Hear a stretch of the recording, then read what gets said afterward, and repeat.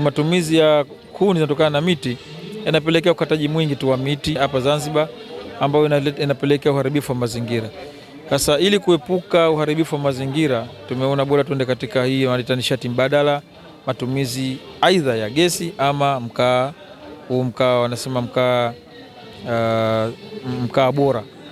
Kwa hiyo sasa tunachotaka kufanya hapa ni kufanya makubaliano baina yetu na hawa watu wa kampuni ya STAMICO ili waweze kutuletea mkaa huu. Kwa tumefanya mazungumzo ya awali na wao, lakini mazungumzo zaidi yataendelea baada ya kupata majaribio ya mkaa huu, kuweza kuhakiki kila alichokisema, kuona ubora na uzuri wa mkaa ule ambao wametuletea. Tunafahamu kwamba shirika la madini la taifa STAMICO pamoja na kazi nyingine nyingi ambazo inazifanya, lakini pia inakuwa ina mkaa mbadala ambao unaitwa Rafiki Briquette.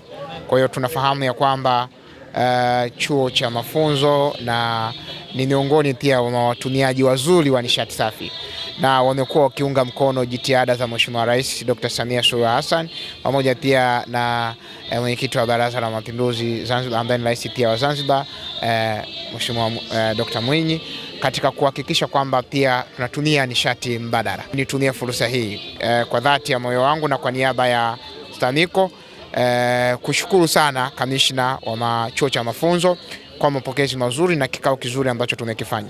Ni matazamio yetu kwamba kwa siku za usoni tutashirikiana pamoja kuhakikisha kwamba wana Zanzibar wanatumia nishati safi, lakini pia chuo cha mafunzo kinatumia nishati safi.